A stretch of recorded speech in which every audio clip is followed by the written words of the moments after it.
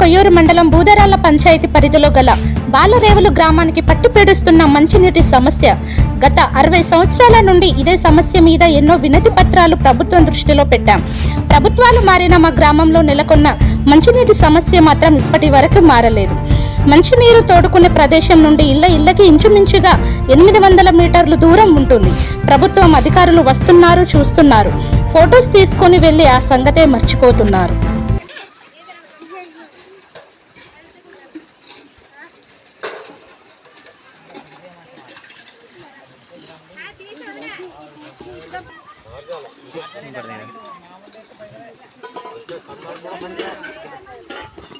అదే డెస్టినేషన్.